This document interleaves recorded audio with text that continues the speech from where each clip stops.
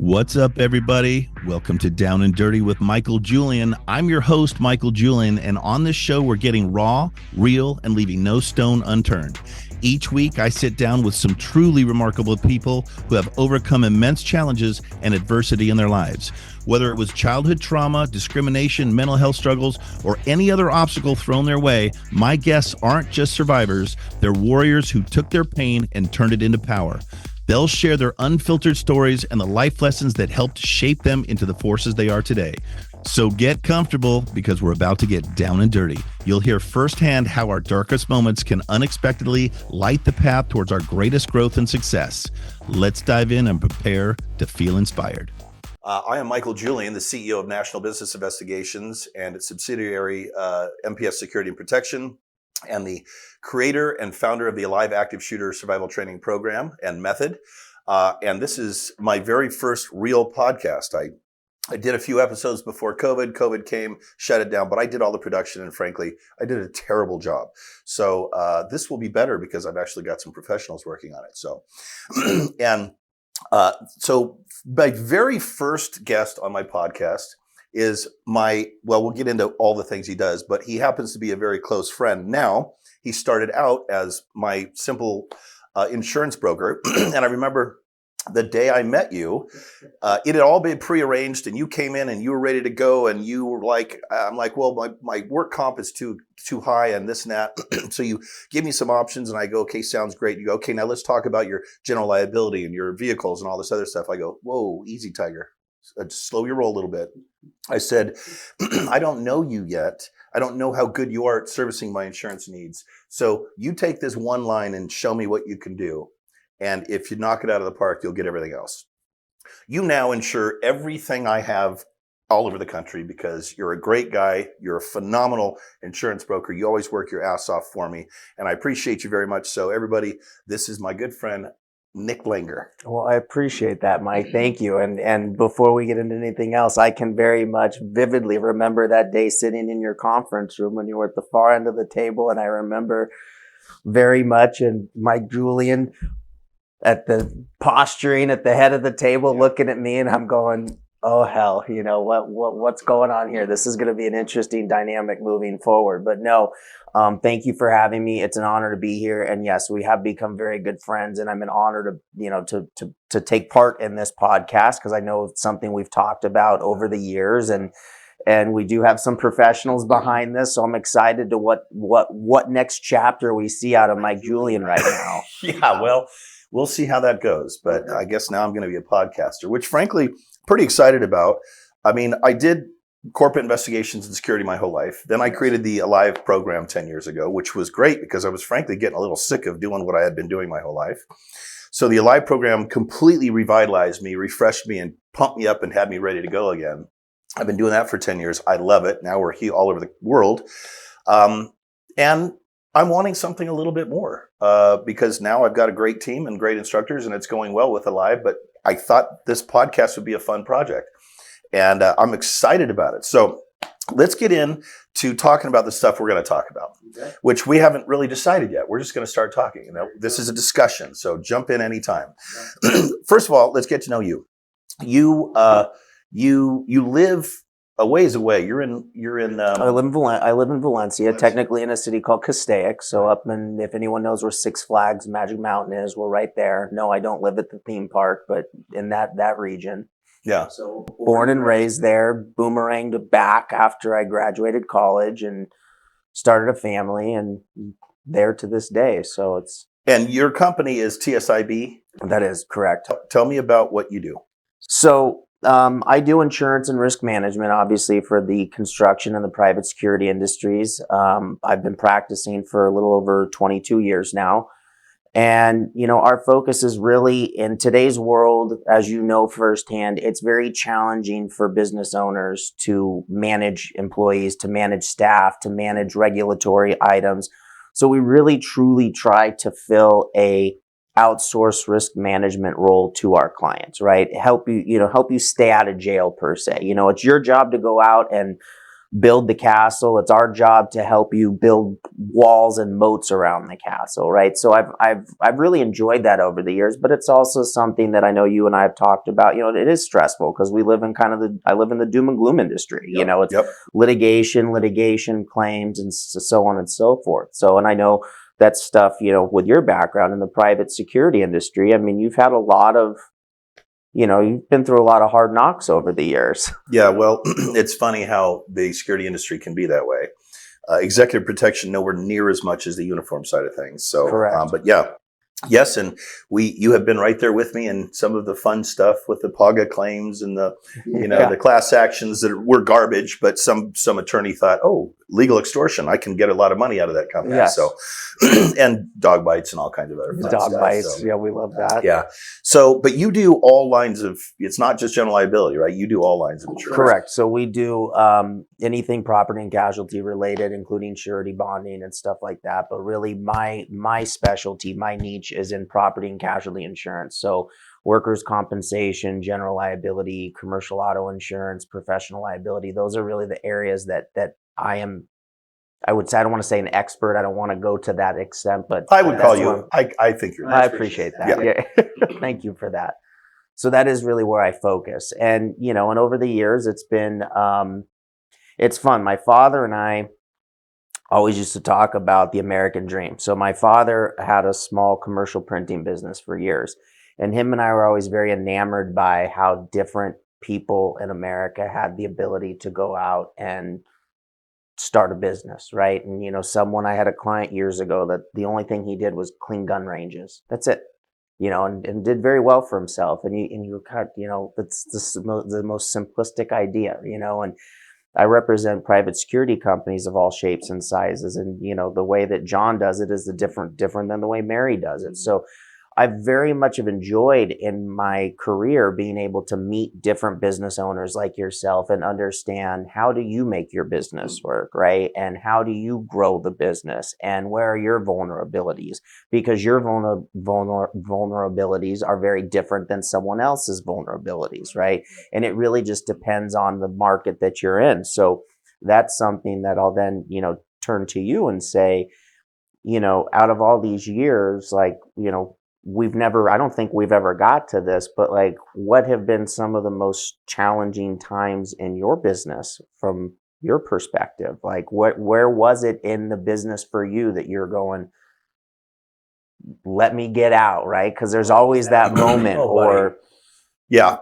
Well, the ones that come to mind was, well, first of all, as a control freak, anytime I'm not in control of what's going on in my business is stressful. But the worst time is when that is exacerbated by, for some reason, we're not making money. Like, we've always grown pretty much year after year. But there were times when in like 2022, COVID devastated my business. Yeah. Everybody in the security industry was struggling because nobody would come to work because the government was paying more in unemployment and all of this, you know, government handout stuff for COVID. Why would you go to work and work for a paycheck when you could get it for free by staying home? That was, but you know, after 57 years in business or whatever, we've been through, what is that, 4 or 5 economic cycles about every 10 years. Yeah. There was a couple when the housing market died in 2008 and all of our uniform contracts at HOAs, the HOAs dropped their security because people were not paying their HOA dues, so they couldn't pay us. That was pretty stressful. And then COVID was very, very stressful. But, you know, we've always come through. We've always come out the other side. As a 57-year-old business, you got a pretty good foundation. Yeah. And sometimes you have to make some hard decisions, and you might have to cut staff, the office staff, good people and so forth. But you do what you got to do to survive. I'll tell you though, I always say, and I've told you this before, you're not growing unless you're uncomfortable. I've learned a lot of lessons going through those economic cycles and that stress, and I've lost a lot of hair. But when you come out the other side, like Arnold said, I remember Arnold Schwarzenegger being the guy that said it, even though someone said it before him, that which does not kill you makes you stronger. He came out stronger. That's cool. Well, and that's a testament to the business, right? I mean, Yes. that's something that I represent other organizations that do the same thing that you do. And we don't see the same level of success that your organization has had year in and year out. So you'd made a comment earlier about, that you're a control freak. I don't necessarily know. I've known you for a long time. I don't know that you are a control freak, more so that you are outcome driven. Well, that's a very polite way of saying that. Thank you. Well, no, I do mean that, right? Because because we've had our fair share of challenging situations, right? That we've had to have conversations with staff in the office, and this is happening, and how bad is it going to really be? And I wouldn't necessarily say that I perceive you as someone that has to have your hand on the control and on the button, more so as you want to ensure the successful outcome, which I think there's a difference in that. Wow. I've never looked at it that way. That actually makes me feel a whole lot better because I always thought of myself as a control freak, but really I don't have to have my hand in on everything if I've got good people in place, which brings me back to you.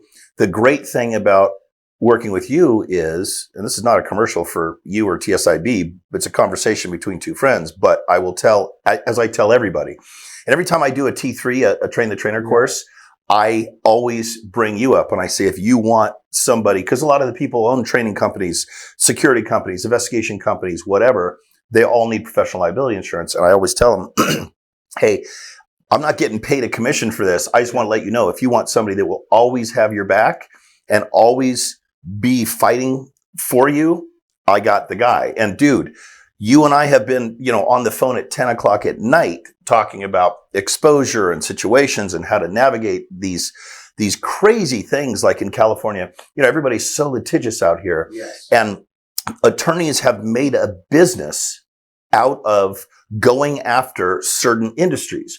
The uniform security guard business, which is, a percentage, 40% of my business, is a target. And it's because of all the laws, and it's so difficult to operate a company like this in California without somehow bending or breaking something because you didn't even know that the law existed because it's brand new. Like, you're supposed to pay your employees weekly, not bi-weekly, because technically we are a temp service because our employees work at somebody else's location. Yes. Those little things, if you don't know about them, and I call it legal extortion. These plaintiffs' attorneys will go out and file a class action lawsuit, which in California, everybody is automatically included until they opt out. So everybody's included automatically. Yes. It's an opt-in situation.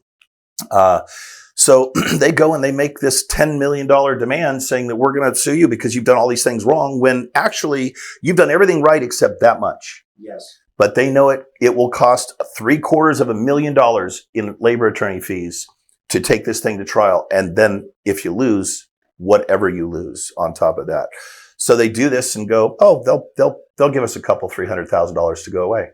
And they're right. Most companies do. And it's actually very sad to see in California. It's challenging. And the security industry has been targeted for a long time because of the weekly pay issue, right? So with weekly pay, then when you're talking about labor and employment litigation, right, specific to wage and hour violation type stuff, you have fines and penalties that are accruing weekly rather than an employer who's accruing bi-weekly. And we all know that the security industry has a revolving door of people coming and going, right? That tends to be a more transient workforce.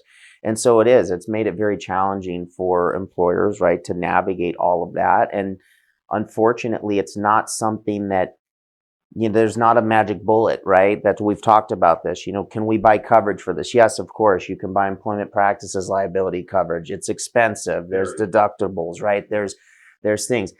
Does that prevent you from getting sued? No, nothing prevents you from getting sued, right? So, so that's where, I enjoy having these types of relationships with clients to get in the weeds and understand what's happening. Because I would rather say to you, Mike, before you write a check to another, XYZ insurance carrier, I'd rather see you bring an attorney into your team, right, of advisors that's going to help you potentially prevent the litigation from happening in the first place. But we're at times right now where you and I think will probably agree on this, where it's a little crazy out there right now. It doesn't take much to just make an off-the-cuff accusation that's going to cost an employer tens of thousands or hundreds of thousands of dollars right now. And it's hard. It's very challenging for people. Yeah. Yeah. It's real challenging. And especially trying to run a business in California, already the taxes are insane. And there's so many things to navigate just to stay out of hot water that I mean, I would be really doing well if I had this company in any other state. Yes. But California makes it really hard to have a business, run a business, and make any money because, frankly, it's a little socialist here and they want the money spread around. So we're not supposed to keep it. When we make it, we're supposed to give it back to everybody else. But something that you've done, which I see as a huge asset in the way that you operate the business, is you have always found people in your circle to surround yourself with, to give you. So I'm going to go back to your comment because I know you about being a control freak. I still don't see that because you're not the guy that needs to be here firing someone or hiring someone. You've done a very good job of surrounding yourself with experts and advisors in your professional and personal life. And I mean, obviously you and I, it was one of those serendipitous things. We struck a chord. And I think after the testosterone competition in your conference room, right? I think once we got past that, I think we can hang out in the locker room, type of thing. And we got to a point where, we have become friends and we've shared a lot of, successes and struggles, both professionally and personally with each other over the years. Especially on the golf course. Well, appreciate that comment. I have been very fortunate. My father died at age 57. I was only 28 or 29 years old. And he was not a mentor when it came to business. He taught me how to be a good investigator and a good EP guy and all that stuff, but he did not stop to teach me business. I think he figured he was going to be around a lot longer. So I have had to look to other people for mentorship and read books and listen to audiobooks and stuff like that. So to the point you just made as far as me surrounding myself, I will have to give credit to Lee Iacocca, who took Chrysler and turned it around on the brink of bankruptcy. Yeah. I read his autobiography.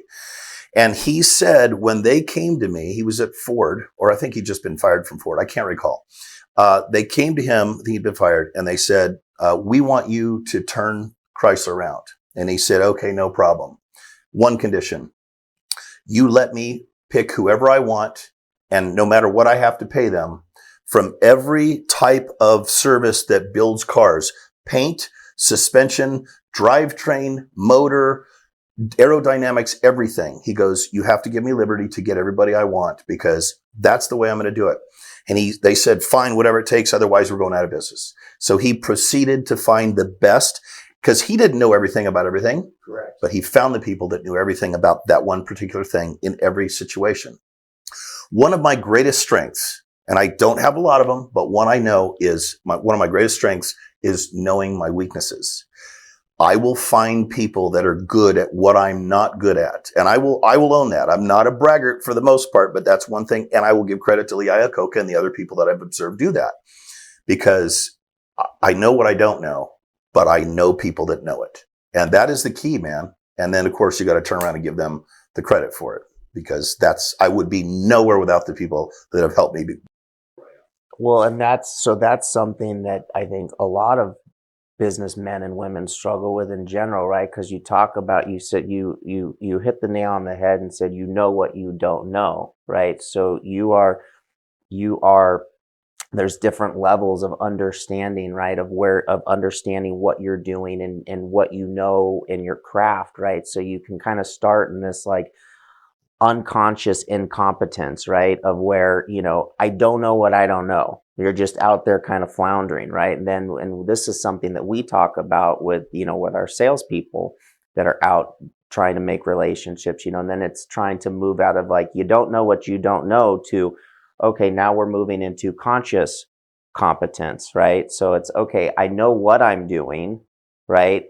And I know that there's things that I don't know, right? But I'm, there's some stuff that I know, but I'm also now recognizing there's things I don't know until you get to this unconscious competence, which is, that's when I forgot more than you'll ever know about this thing, right? So, and I see that a lot with the business owners that we represent, right? Because we represent a lot of business owners. A lot of my clients fall in that, 50 to 1,000 employees type of, which I consider small business, right?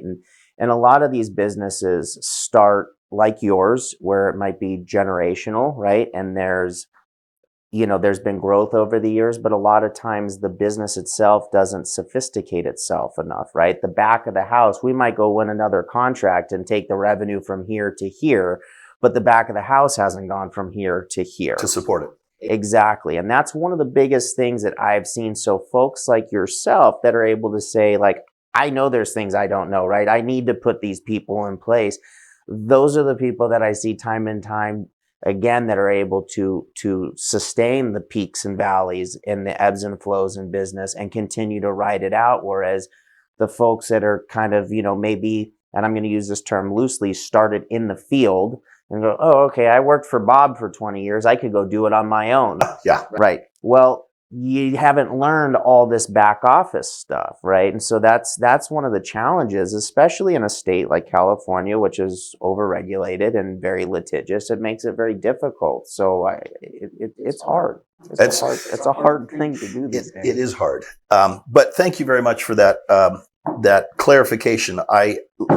I've never looked at it that way, but you're right. I am definitely very results driven, and failure is just simply not an option. So I do whatever it takes to get the job done. And that's the kind of people that I employ and surround me with. So, let me just point out my socks. I got pizza socks on today. That's good. I've got stripes. Yeah. I'm not as festive. Yeah, those are sharp though. Yeah, I just realized that I have my pizza. I like to, change it up a little bit. So I'll probably do a different pair every time I do Maybe one of these. steak. You should go to steak. Yes, definitely. Steak. Get some T-bones. I like that. Speaking of which, one of the things that I love about being one of your customers is every time we play golf, you usually take us out to a really nice dinner afterwards on the company. But, you have an expense account, so why not? And we normally go to the Great Oak at Pachanga or Gambling Cowboy or something, you get a steak. Now, one thing that, by the way, this podcast room is not done yet. We literally just threw this together. This will transform into a beautiful podcast room. But for now, we've got the cigar lounge. We've got the humidor. Love it. I'm putting in a full commercial air filter so that we can literally smoke cigars in here. Yeah, it's gonna suck it up and out. So nice. So we will be smoking. We got the Blantons there, even though I'm a single malt Scotch guy, but that's what I had in my office, so that's what we put there. And then I just got a pretty new. It's 10 years old, but I got a new used Ferrari, which I'm pretty excited about. Only had 8,000 miles on it, but I got a really good deal on it. So, and then this is a shield, a bulletproof shield from my buddies at Premier Body Armor out of Gastonia, North Carolina, who is going to be one of our sponsors. So I'm going to be talking a lot about them pretty soon. These are awesome. Yeah, really cool. That's actually one other thing I've got that we're going to come out with is it will be an Alive branded. Now, this is a T-shirt with 2 bulletproof panels that are 3A rated. So handgun, this will stop, I believe, up to a 44 Magnum. But this is a T-shirt, and you cannot tell that this thing is on. Can I take a look at that? Underneath like a shirt you're wearing. If you were wearing that and that vest, nobody would know that thing's on there. And I am telling you that every executive protection person that works in any high threat or medium threat, or just because it's better to have one than not have one, should own one of those shirts. I tried one on when I was there. I fell in love with it. I said, I want to have something to do with that. They said, great, we're going to start making the Alive. These are great because the fabric, this is like moisture wicking. It's moisture wicking. It's lightweight. It breathes. And I'm telling you, dude, you cannot tell that thing is on when you put it on. You know what? I love that. And quite honestly, nowadays, and people, might want to throw me into the conspiracy tinfoil hat category by, making this statement. But I mean, there are some scary things happening out there. I mean, you and I have talked about this, and that's something that my wife and I were talking about because I travel frequently for business, right? I'm on the road. Last year was 100 and something nights in hotel rooms. My wife and daughters are home, right? Do we own firearms? Yes. Do they have access to them? Yes. Do they have training on them? Yes. But, you've got that much time, right? So that's something actually my wife and I have talked about was, how can we better fortify the house, right? How can we better teach our girls, right?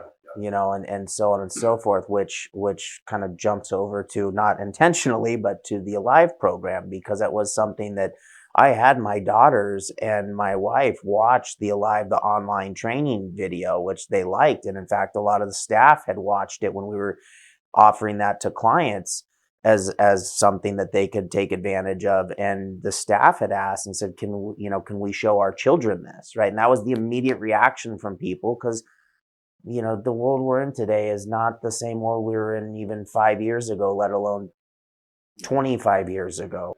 No. So it is scary. So, stuff like that, for someone as a traveler, that's something that I would actually, honestly, not that I'm some high profile target by any stretch, and Lord knows I could blend in a crowd really easily, but it's still, you just don't know. Well, I appreciate you saying that about the Alive program. I'm very proud of it. We will talk more about that later. But so this is just now coming about. So it's going to get a lot nicer, but pretty proud of it. Yeah, kind of I love it. Yeah, I love it. This is fun. I think. So tell me some stuff about Nick Langer. I know, well, first of all, I know that you're an incredibly good golfer. Thank God, because you're always on my team whenever we golf, and we have smoked most of our competitors, which has always been fun. Yes. How the hell did you get so good at golf? So I would say I'm a decent golfer. I started playing young with my father. My dad was 270 pounds and could wind up and whack that ball like nobody's business. And you are, and he was 6'2". You're not that big, and you could outdrive him. So you were. I will say I got lucky. My father was a golfaholic. Okay. So my father spent every waking moment at the golf course. So naturally, like all of us men with our hobbies, you at some point, his obligation was, to take little Nick with him, right? So I grew up golfing with my father, and we went to different golf courses, and it was kind of a thing, on Saturdays or Sundays. And I was very active in sports. I played baseball, did a lot of baseball. That's actually, honestly, was my big passion, really was baseball. And then by the time I was in high school, it was competing seasons and chose, and wound up choosing golf over baseball, which I do admittedly regret. Still my passion. So I had just grown up golfing with my father for years. And then, in high school, actually probably junior high, started to play competitively, little like tournaments and stuff like that during the summer, probably more to keep me out of my parents' hair. But the coolest thing I will say, where I grew up in Valencia at the time, there was a little golf course there, an executive golf course. It's a par 62, Vista Valencia. At the time, at that moment in time, the gentleman who was the general manager would let all of us kids, and when I say kids, you're talking 10, 11, 12, 13 years old, we could volunteer to work at the golf course and get free golf in exchange. And so there were a bunch of us that our parents could, I spent the summers getting dropped off at the golf course. And the golf course, in theory, babysat me, right? I was there all day hitting balls, play. You wind up getting a job in the cart barn. So it was something I was around. And I will say for any young men and women out there, what I can appreciate is, golf has etiquette, right? There's rules. There's, discipline. There's discipline. Practice. Right. There's a lot that goes into the game of golf, but the biggest thing that I see in my own children, what they struggle with, because we're all connected to, our electronics, getting on the golf course, you have to do this. You have to go. If you get paired, when I was 10, 11, 12 years old, and I'd go play by myself, I'd get paired with adults. Stranger. And with a stranger. You'd have to have a conversation with them. Yes. And hand to God, that is one of the most influential things I think in my life, was to teach me at a young age to be able to engage, interact. Yeah. And converse with adults. That's awesome. I can definitely see the value in that, because you're not going to sit in silence in a golf cart for 4 hours. You can't. You're going to converse, and you probably picked up on a lot of really good stuff. You probably had a few things that you were like, okay, dude, whatever. Yeah. But you absorbed it. And that. So you were forced into socialization with adults on a higher level than if you were just hanging out with a bunch of kids your age. Absolutely. That's brilliant. Absolutely. Well, that would certainly explain why you're so damn good at golf. One of our favorite activities, although we're getting ready to go up to your cabin and with my president, Mike Spears, we're going to do a little, I don't know, drink whiskey, smoke cigars, play poker. I have no idea. Maybe we'll throw some axes. We won't be hunting, right? That's not during hunting. No, I think we'll do a little scouting. I think we'll kind of poke around and see what's up there. But I think we're on a trajectory to have a boys' bachelor weekend right now. Yes. So well, whiskey. It's already on the calendar, so I'm counting the days. Now, one of my greatest guilty pleasures is cigars. I've been all over the world on cigar trips, including Cuba. I rolled my own cigars at the tobacco farm where they where they grow the tobacco for the Cohiba Bahiki, which is like one of the most expensive. Love it. How did you get into cigars? Oh my God! You know what? How did I get into cigars? All right, so we're gonna go down a little rabbit hole here and say that I actually chewed tobacco. As did I. So from the age of 15. Yep. Growing up in Colorado. Right. That was baseball, right? I said baseball was my passion. So, it was a rite of passage. And I could tell you, I won't use names because who knows who's out there these days, but in someone's wood shop in high school, everybody had a can of Cherry Skull at the time, right?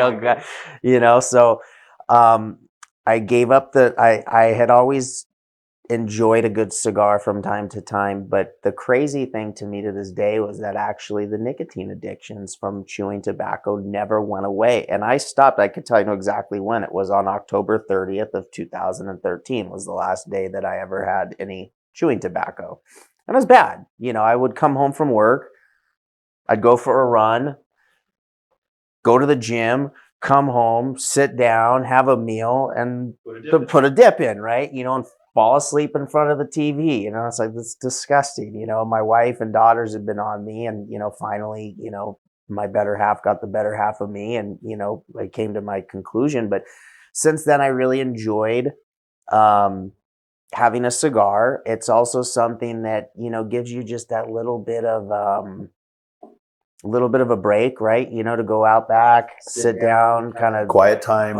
It's something that you do just for you, even though nobody else likes you doing it.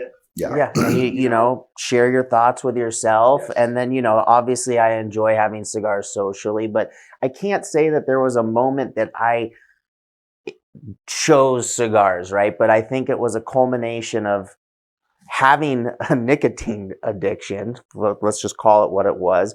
Overcoming that, and then having something that I can do recreationally that I don't need to do, and I don't feel the need to have to suck on a cigar all day long, right? I mean, you can have one socially, and and it's also not something you do walking down the hallway these days either, right? Which we could get away with at the office before when you had a dip in. Yes. You either swallowed it or you just kept the cup down here and you did a quick spit, you put it back down, and then go on with your day. You can't do that with cigars. No. Everyone around you is going to know you're smoking a cigar. Yeah. And smell. Well, another thing I appreciate very much about you is whenever we do go play golf, you always bring premium cigars.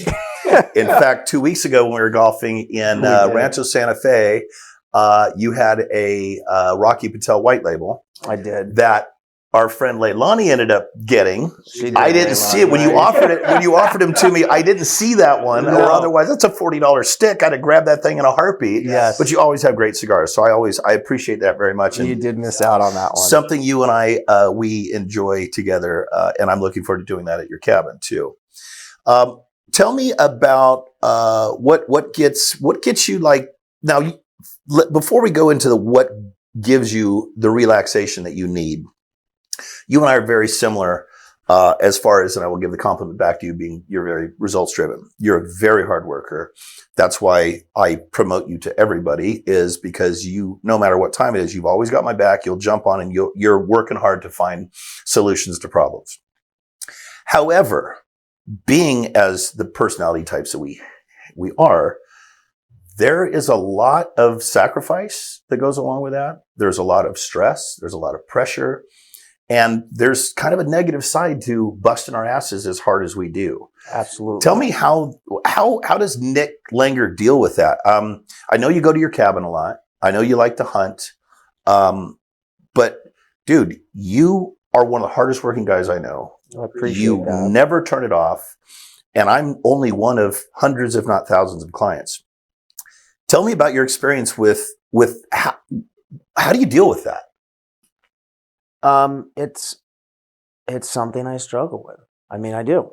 It's and I know this. I teed you up because I already know the answer, but I want everybody else to hear this because we've had this conversation. Yeah, we have had this conversation. I struggle with this. It's hard. There was, and I forget who it is, and it will bother me that I can't remember the name, but there's a gentleman that had preacher, I believe, who had talked about men's roles in the family. And I think you and I are both driven that way of taking care of our family. Because I could start my answer by telling you my why is my family. Okay, hands down. Yeah. That's my why. Giving to my family, giving them opportunity, giving my children opportunity, giving them a life of enjoyment, of comfort, of peace, of, being able to have some financial flexibility, stuff like that. Like, that is my why. But you talk about how do you manage it? Well, there's a gentleman, and it really, it's going to bother me, but it talks about how as a provider for the family, I can be home with you, but I can't make money for you, right? So I can give you my time, but not my money. I can give you my money, but not my time, right? And so balancing that. So I will say part of it is having a partner, a spouse that understands the demands that come with the job, right? Because I mean, we both can turn it off to, like, I've always said this, I say this jokingly, I could turn it off tomorrow and go live in the van down by the river and just hunt and fish all day, right? And you had to take care of. That's right. If it was just me, I could get real primitive real quick and live off you the could land. be away from everybody and you'd be fine. Yeah, I would be very fine doing that, right? I'm also a tinkerer, so I'm all, I like to stay busy. But as far as managing things, it's been hard. And I mean, then my family has sacrificed. I mean, there is not a trip that we have ever gone on that I don't have my briefcase and my laptop. I mean, I can vividly remember my oldest daughter, we did a lot of travel basketball. There were times when she was 16 years old and just got her license, and we were driving to a tournament in Vegas or Arizona or wherever we were going, and she's driving and I'm in the front seat on my laptop working. In fact, I remember I took, when we did the college tour, right? When oldest daughter was looking at going away to college, we did this big loop and it was a great trip. I took both of my daughters, my youngest daughter, Sophia, my oldest daughter, Kate. And we drove and we went and saw Sacramento State and San Francisco State and Sonoma and Berkeley and we went and saw all these colleges. My oldest daughter drove the whole time. Why? Because dad had to sit in the front seat and be on the laptop and work and make calls. And so my family has fair or unfair, they have dealt with that. Right. And there's times that I know it's been trying. I know my poor wife is always, she's always waiting on me. Right. And, stereotypically they always make, the waiting on the wife to get ready. But no, it's waiting on Nick when it's, the phone's going, the emails are going. So you have to, make yourself present. So I try to preserve. I've always made a point early in my career. I tried to keep my weekends sacred. Right. I tried to keep, outside of traditional business hours sacred and give that time as much as possible to my family. Now, I am blessed to say, as chaotic as life is day to day, I've been blessed to where I have not missed a ton of my children's stuff. I've gone to pretty much every game, practices, I've helped coach, so on and so forth. But it's a battle and it's a juggling act. Having a safe spot. So for me, like my level of insanity, Jerry Seinfeld had given was interviewed one time and he was talking about managing your level of insanity, right? And he kind of and I forget how it went, right? But in typical, it was kind of was it insanity or chaos? I don't know which one. It might have been chaos. Yes, it was level of chaos. You're correct, right? And so it's like, if you can handle 16 hours a day of chaos, then great, do it, right? Have at it. Be as successful as you can in those 16 hours, get everything that you can be done, and then on the other side, which I think we won't go down this rabbit hole right now, but I think we also have a society where, 2 hours of chaos a day or an hour of chaos a day is too much for some individuals. You got to right? go hang out in your safe space for a while after that. Yes, right. So you kind of have to find that happy medium. So I've been able to operate most of my career in, a pretty high chaotic, sort of, day-to-day type of stuff. But it's really been, you did mention we do go up to the mountains on the weekends. So that's something, for my wife and I that, gives us time to kind of break away and decompress. And I think the biggest thing is just having something that, can take your mind off. And I mentioned like I tinker. So my wife and I are very different, right? She's, hey, I want to veg. I want to sit on the couch and relax. And she'll say, Nick, why, you're not sitting down, just relax. And, I'll be out building something with wood. And I'm like, I am relaxed. That is absolutely, relaxing yes. for me. Yeah, right? I get that. Yeah. So, hunting is something that's been an outlet for years. Fishing, I was a diehard fisherman. I went through, good God, until I met my wife. I bet you it was like 6 or 7 years where I fished every single weekend, like consecutively. And I had a good time, but now I get to share those things with my daughters, right? So that's where I go, okay, I have to shut it off this weekend. I have to shut it off tonight. I have to be here. I have to be present because we don't get that time back.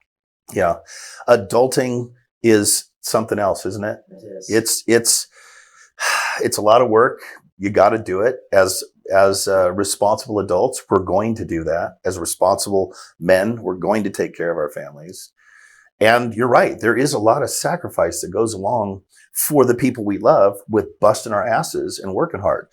I remember, hurricanes Katrina, Rita, Gustav, and Ike. I was gone for a month at a time from my family when my kids were small. We're talking 2005. My kids were, 2 and 4, something like that. And so I missed the birthdays.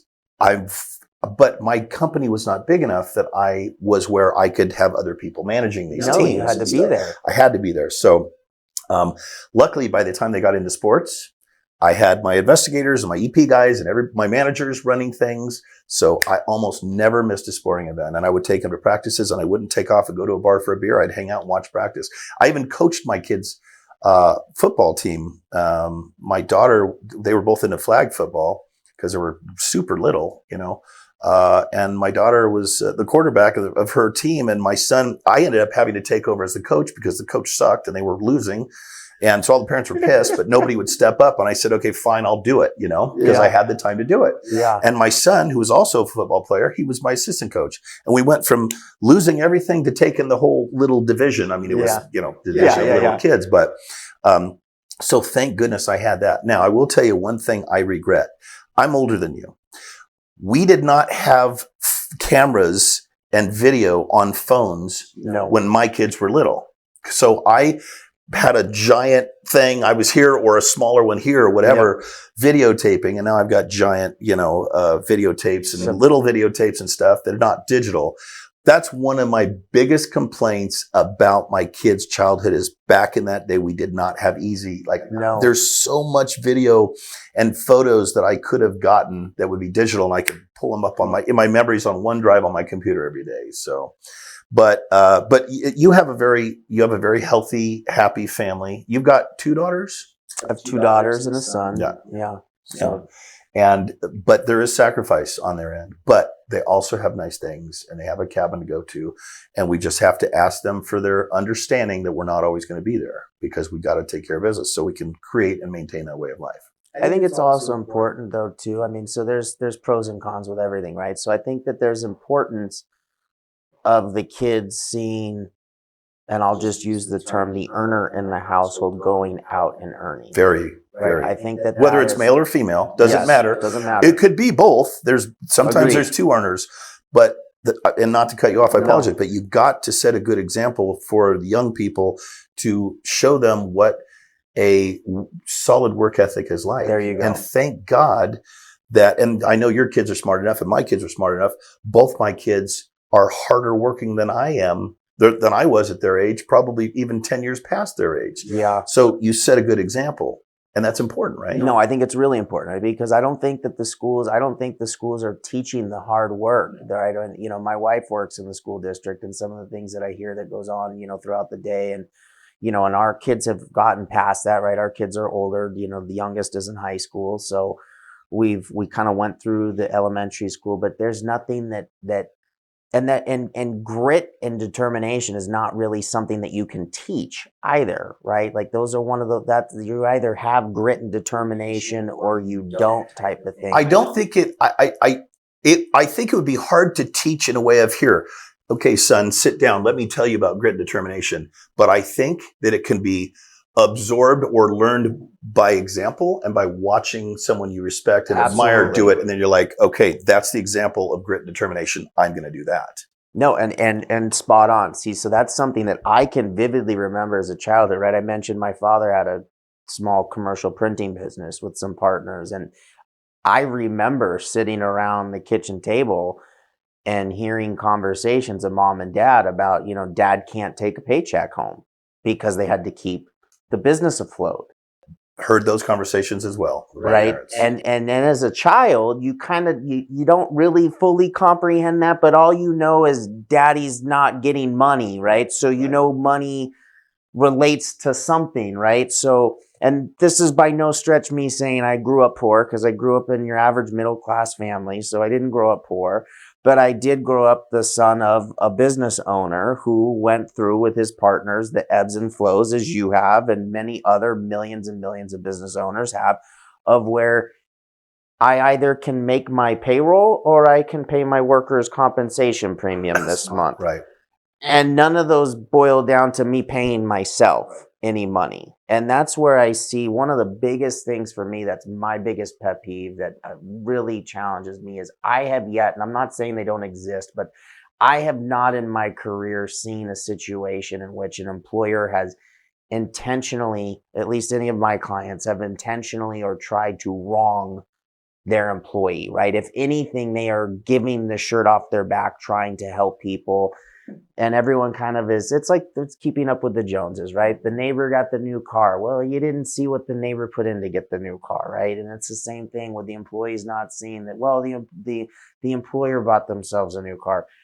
Great. You also didn't see 2 years ago when the employer was refinancing their house just to make payroll to try to keep the business afloat, or going belly up on credit cards to keep the business afloat. I did took equity out of my house after 2008 when things fell apart to keep my business going. And that's what you have to do. And I didn't have enough money. I didn't have a war chest for that sort of thing in the bank for when it happened. We weren't making enough profit to stock money. Yeah. And so you do what you have to do. And those are some scary, scary times, because you're thinking, I could lose everything in my family and I have nothing. And if I think you're more level-headed and a little bit more rational thinking than I am, because like I said, I'll go down a rabbit hole. If I get a little bit freaked out and I'd lose control and I don't know what the result's going to be, I start going, oh shit, I got to figure this out, right? And I will get stressed the hell out. And that's not a good way to handle that type of stress. I know that for a fact, but unfortunately I get a little bit freaked out by stuff like that. But so let's go all the way back to, you like to tinker, you like your cigars, you like your whiskey. What kind of whiskey do you like? This is going to be a topic of conversation. I'm going to talk about the things I like with my guests. And I know you and I like a lot of the same things. I'm a single malt guy. What do you like to drink when you have a drink? You know what? To be very direct, I don't drink as much as I used to. Not that I ever had a problem or stopped. I just have never been someone that if I'm, when in Rome sort of could fill me up, right? Or could sum me up in one sentence, right? So in a social setting, yes, I'm drinking, but quite honestly, like even during the pandemic, I think the wife and I, if we opened up a singular bottle of wine, it would be a miracle. So my go-to these days is I love just an off-the-shelf. I love a Basil Hayden. I think a Basil Hayden's a good, smooth sipping. Yes, I like the dark. That's a yummy one. I love my Oban. Oh, yes. I love Oban. That's definitely in the liquor cabinet. But these days, honestly, I'm happy with, a good old fashioned. That is because I'm not having a nightly cocktail. I'm not having even a weekly cocktail. So I like a good old fashioned, like someone, not splash it with Sprite at the bar type of thing. Someone that's going to actually make their simple syrup, right, and mix it up, and we're not getting I'll never say this correctly, but the Maraschino, the super bright red cherry, right? I prefer the Italian ones, and so yeah, that's really. There was a gentleman. I wish I could give him props for this, but he made an old fashioned at a party that I went to, and he made a rosemary, which doesn't seem like it works, but a rosemary infused simple syrup that he put into it.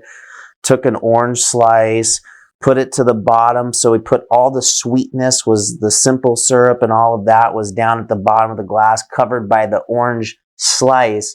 So then as you kept sipping it, you were getting a little bit of the sweetness flowing underneath that orange slice. And then when you got to the end of it, it was kind of like dessert. That's awesome. That was a long night. I had a few of them that night. Yeah. Well, I get that. That was keep them coming. Yes. Yeah. Those, when you find a good one and it gets you, and then it gets you in that just perfect little place where you're not thinking about work and you're just feeling really good.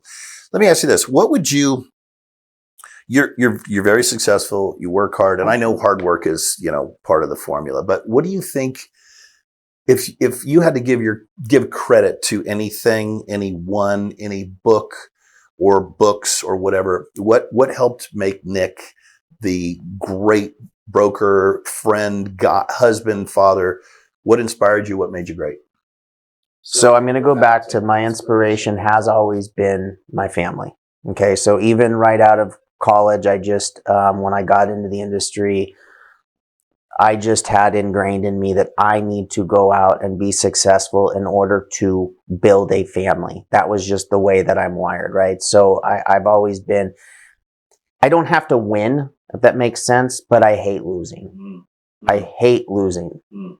Okay, does that make sense? I'll be out, if I am out competed, right? If there's better competition, stronger, whatever it is in life, right? Like it doesn't matter. If I used to do, when I fished all the time, I used to do a lot of tournament bass fishing, and you can't lose the bass tournament, but there's also, there's competing, and then there's just not showing up, right? And I always have, I would consider myself a competitor, and I want to compete, right? I don't want to, I can't stand losing, if that makes sense. I don't have to win. I don't need the trophy. So that's never been anything for me. So that's interesting. As you're saying that, I'm trying to analyze myself because I know I'm extremely competitive. I think I would probably flip it. I don't mind losing that much. I hate not winning. If that makes sense. Yeah, it does. I don't mind losing because I'm usually in good company with whoever I'm competing against. But I want to win. I want to beat everybody else. And that has probably been, I would say that was one of my fatal flaws for a long time until I did a whole lot of work on myself, spent a lot of time and money on figuring out who I am and why I'm the way I am, which was entirely over competitive. And then realized that that's probably not that important. I probably shouldn't put so much emphasis on it because I can alienate people and, piss people off and be kind of a jerk. But that was always, I just hated not winning. I was so, if I ended up losing with good people, I hated not being first. And that's always been a problem. As I get older, I'm starting to realize that that's not what it's all about. And usually a win-win is the way to go. But that's very interesting. And like I said, I pointed out earlier, you're probably a little bit more rational thinker than I am. I tend to get, pretty intense about things. That is another example of that. What you said about winning and losing. Yeah, no, I that's just something that it's bothered me, even being on a losing team, right? It's like, okay, how can we, I don't want to be on the losing team. Like, how can we at least just compete, right? How can we get here? We don't have to necessarily be number one, if that makes sense, but I don't want to lose. So that's something that, I don't know, maybe just, still drive, right? But just at a different driver is not letting things that I can't control come in and defeat me, if that makes sense, right? And learning, so it's like, okay, I can overcome this obstacle. I can overcome this. I know I can't overcome this obstacle, but we're not going to let this one obstacle take us down, type of thing. Get that your family inspires you, or you do what you do for your family. But how did you? So who, you asked me who's inspired me? Yeah. You don't just work as hard as you do and be as good as you are at something unless something prompted you or taught you or inspired you to become that. I think there's a little bit of doing better than which parents did, right?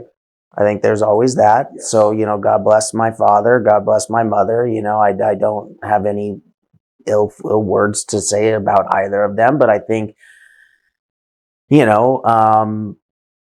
lot of my drive also comes from doing better than what my parents did. Not that they did bad, but, improving and giving my children some more opportunity, giving them some more freedoms. And, and then that's something else we kind of talked about too. We won't go down that rabbit hole, but you got to juggle that too, right? Because giving your kids too much creates problems on the flip side. What was that thing? Did you tell me, or when we were golfing probably a month or two ago, I heard something, and maybe you told me, or we discussed it. Something like weak people, stronger people. Yes. You know what I'm talking yes, about? We were talking about that. So it was, and I'm so horrible with citing authors, but there's a gentleman that wrote a book, and it's about tough times create great men. Yep. Right? Great men create opportunity in easy times, and then so it's kind of like the generational business thing, right? Generation 1 builds it, generation 2, manages it, generation 3 loses it, type of thing, right? They're spoiled by that point. Yes, right. So sort of the same cycle that we societally, we need to have these challenging times to get to elevate, and he uses the term great men. Okay, so I'm not just saying it's only men, obviously. So we're going to say great people. Yes, we are officially not sexist here, so we're clear on that. I don't know if we have to put in the disclaimer, but if you think we're sexist, we're not. We're not bad guys. We're not like that. We don't care about race or religion.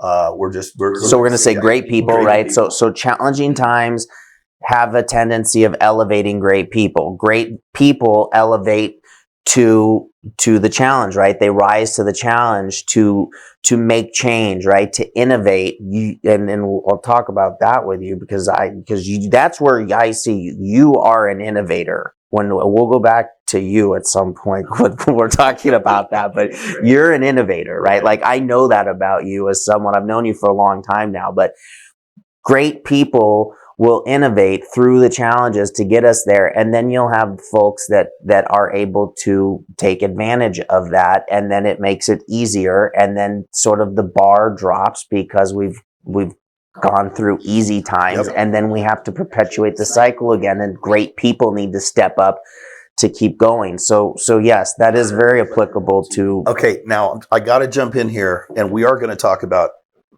the state of our world. Yeah. So what you just said in that topic and that saying is the perfect illustration of iron sharpens iron. Tough times breeds strong people, right? So if we're constantly easy on everybody, like we're being now, if we're constantly giving safe spaces to people because they heard a word that made them uncomfortable, if they're not challenged, and remember I said, if you're not uncomfortable, you're not learning, you're not growing, you're not evolving, okay? You're not getting better. Agreed. You're not learning, you're not evolving, you're not having experiences that you overcome and go, okay, conquered that, let's go, right? If we make it easy on people, we're going to have a very weak society. We're going to be very weak in all aspects. We're constantly going to be afraid of saying something. I mean, all this stuff, and I have no problem, I'll say what I say about, sex, religion, and all that stuff, and race. I don't care about any of that. If you know me, I don't care about any of that. I care about character. I care about substance. I care about people as individuals, no matter what that other stuff is. If we are not challenging people, young people, they're not learning. Correct. The iron is not sharpening iron. They're getting weaker. And Dana White, you've heard, I'm sure you've seen the clip on, he says, something that today's generation is a bunch of pussies. I think that's the word he uses. He goes, my kids are going to steamroll over the kids, the people in their generation, because they're weak, they're not challenged, and they think that they deserve everything handed to them because of participation medals and so forth. What do you think about that? I mean, I know you agree with me, but you take it from there and tell me what you think about it. So I have a tendency of, thought enters brain, thought comes out mouth, right? So the filter, We're a good company, pal. Yes, exactly. We can edit any bad stuff out. No. So I just wanted to preface that by saying, I do have a tendency of just speaking what's on my mind. So it is something that I've seen, and so across the board. So in my industry, in the insurance and risk management industry, we are seeing a lot of challenge with that exact dynamic of folks that are maybe not well equipped to be able to handle the stresses or the burdens of what the industry entails. And I'll give you a little sidebar on that. So I would have, 10, 15 years ago, if I was talking to a young broker that was coming up in the industry, I'd say, this is a 10 to 12 hour a day job. It really is minimum. It's 10 to 12 hour a day job. You have to transact business during business hours, phone calls, emails, right? The stuff that can only be done during business hours. And then there's all the paperwork and the this and the catch up, and that has to happen after hours. So there's not a way to get around that, and there's actually a young man that works with me. I don't want to say that I'm his mentor by any stretch, but I have helped him along a little bit, and he's very tech savvy, right? Very brilliant. Yeah, way beyond me. Math major, the guy's a rock star, right? Like very, very sharp. And he's like, well, why don't we do this? Well, why don't we do that? How about this? How about this? And one of the things that I've seen is I see this with my kids too. And quite honestly, we've all been wired certain ways as consumers and so on and so forth. But he's a 27-year-old man. I have a 25, 26-year-old son at home. They have been wired to find the shortest path to the answer, which as humans, right? I mean, we are wired that way. It's like, I'll go back to golf, right? If the golf swing, typically when your golf swing starts to deteriorate on the golf course, it's because your brain and your body, it's not working, and it's trying to get to the easiest path to just hit the ball somewhere, right? Especially if your lower back muscles are starting to hurt. Then you're doing whatever you can to not hurt them. That's right. And so your swing goes to shit. Or you're out of cigars, and then it's or you've had too much whiskey on the golf course, which has happened. That's right. Yeah.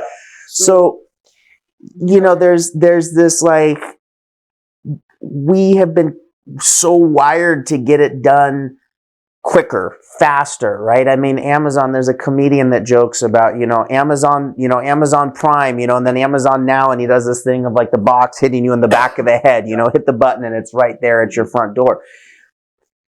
Part of that, so in my industry, like, we have to be problem solvers, and in order to efficiently solve problems, I don't think that immediate solution is necessarily the right path, right? That we need to weigh different paths. I can also go back to, the old construction adage of, measure, cut, right? And eventually, if you keep measuring, you're never going to get there. Yeah. Well, the guy goes, I've cut this thing 3 times. It's still too short. Yes. Yeah. Okay. So the way, so you asked about, essentially the tough times creating better people, right, and more resilient people, right? Sure. And that's what I think, if I had to pinpoint anything without trying not to offend any demographic of person, I would say that our resilience sucks. The new generation. Yes, I think that our resilience, I just think as a country as a whole, that our resilience sucks, because we've gotten so accustomed to ease, right? Everything is easy. And I look and, go back. So, I'm the son of Italian immigrants, right? I'm the grandson of Italian immigrants. And I look back and go, okay, my grandfather was able to come here on a boat with nothing in his wallet, and as a sole provider, provide for his family. He had 4 children. He didn't get free money. He didn't, and I'm not knocking anybody that needs that. And I'm not criticizing that, because those systems do need to exist. But they had to be your grandfather, right? Your father. Those generations had to be nimble. They had to be quick on their feet. They were forced to have to go out to hunt for a living to make something happen. And now we've gotten into this day of, in my opinion, of let's quick. And I'm not saying there's not opportunity, but I also see in at least in my day-to-day interactions with the folks in my industry, I see where there's this general struggle for people to manage the day-to-day. And the day-to-day has gotten harder, right? Because I don't know what your childhood was, but, we ate dinner around the dinner table when Dad got home. If Dad got home at 8:30, we ate dinner at 8:30, right? And I got to be honest, I couldn't count the number of times on two hands right now that my family has actually sat down during the week and had a dinner in a long while. We used to make a very good commitment to doing that on the weekends, but as the kids have gotten older, as I mentioned, they're in their 20s, that it's hard to get everybody around the dinner table these days. Sure. Well, that makes me think back to, I'm an empty nester. My kids are, my daughter will be 22 in 3 weeks and my son's 24. But I remember even after my ex-wife and I divorced, who were still very good friends, she's an amazing woman, a great mom. But I was very devoted to my kids because my kids were my family. I would taught my kids since they could talk. What's the most important thing in life? They said family, right? So that's what they knew. And I remember even after the divorce, I would cook dinner whenever I had them, which was 50% of the time. Whenever I had them, I would cook dinner. We would sit around and we would have dinner together, the three of us, and we would play the high-low game. Did you ever play high-low? No. We would go around and say, what was the low part of your day and what was the high part of your day? And the only rule was you couldn't say the high part of my day is right now. You had to talk about what happened to you that day so we could have a conversation about it. And we could learn about what happened in each other's lives. I love that. And so you always start with the negative. Okay, what was the worst part? Well, the worst part was when Johnny called me, stupid or something like that. Okay, what's the best part? You leave them talking about something good that made them feel proud of themselves or good or that they were grateful. It gave them a dopamine dump or whatever, but you went from let's acknowledge that a bad thing happened and discuss it. Like in traction, you IDS it, identify, discuss, and solve. And then you go to something positive and you talk about that. And now you have these positive feelings and we celebrate that positivity and whatever happened that made them feel good. It's an amazing thing. But I love that. But to that point, we had dinner. We always had dinner. It wasn't this, hey, grab whatever, eat a sandwich, get a bowl of cereal. I'm going to go watch TV. We had dinner as a family. And I miss that. But I wonder I wonder what that's like now. I wonder what young families do. I mean, do they, because I'm traditional. That's what I saw. No, and I was raised the same way. That's what I said. I mean, that's one of my biggest, honestly, as a father, that's one of my bigger regrets is not having enough time to be able to force the sit around the dinner table together.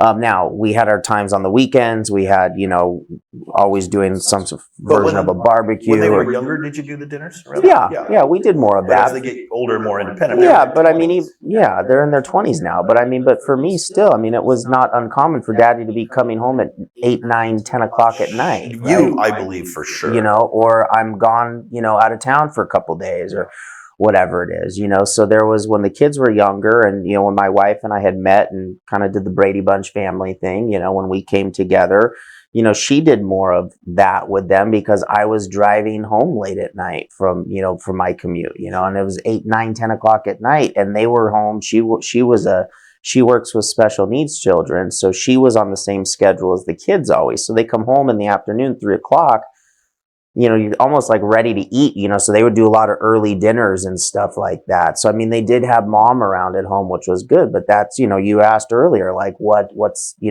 the sacrifice. That's one of the sacrifices, is not being able to always be home for dinner. Now, I could still make it to the game, but I couldn't necessarily make it to the game and dinner. Right. If that made sense. Sure.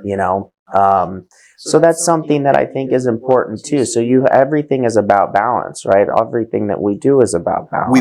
We would like it to be about balance. Unfortunately, guys like us, or at least I'll speak for myself, balance is a very difficult thing for me. And I heard something not that long ago. I think I brought it up to you when we were golfing. I said that I'd heard something. Actually, Mike Spears sent me a meme, something about the people that are just the greatest at what they do. So many other things in their life suffer and are sacrificed, including family and so forth.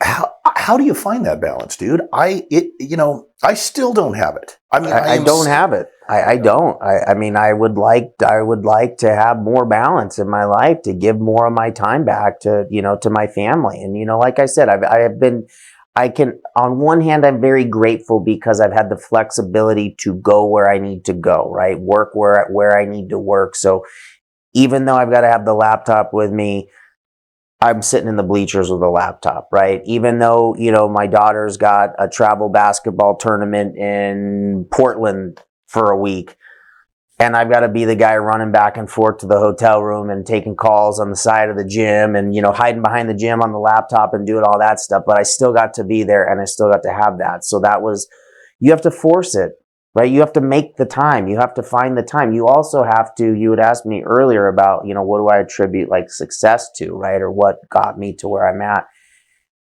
You got to have people around you that can support you in the way that you work so that you can focus your energy on the things that are most important, right? Of where you're most efficient. And I think you and I can agree that when we were in our 30s in our careers, you still didn't really know exactly where your best fit was. There's things that I say all the time to folks that I've worked with, and I'm very, very blessed. There's two people that I have worked with, Julian and Tina, for years and years. They're great, great ladies. They're like sisters. Yeah. They know my shitty days, yep, right? And they know my good days. And you told me that story about that time where you were literally just at your wit's end, on the edge, going, I'm going to freaking, yeah, I can't, it's about to break, right? And they had you. They yes, handled everything. They took care of it. They only gave you the most important stuff. They handled all the minutia, and you were able to get over that hump because you had that support of two amazing ladies. Yes. Yeah. And so so I owe a lot of my success to them. Right. You have to have people around you that support you, that have common goals, common thought process, common values. Well, my friend, I appreciate you so much being on. I think this went very well for my first podcast, and you were amazing, and I appreciate your honesty, and I got to learn even more about you. And I think we're due for another golf trip here pretty soon. I think so. So we'll have to get the cigars and the sticks out. So. All right, brother. Hey, thank you so much. I appreciate it. Yeah. Thanks for having me. All right, until next time. Until next time, please connect with me on your favorite social media platform where you can follow me on my personal journey, including the fun stuff I do with people close to me to celebrate our lives and our victories.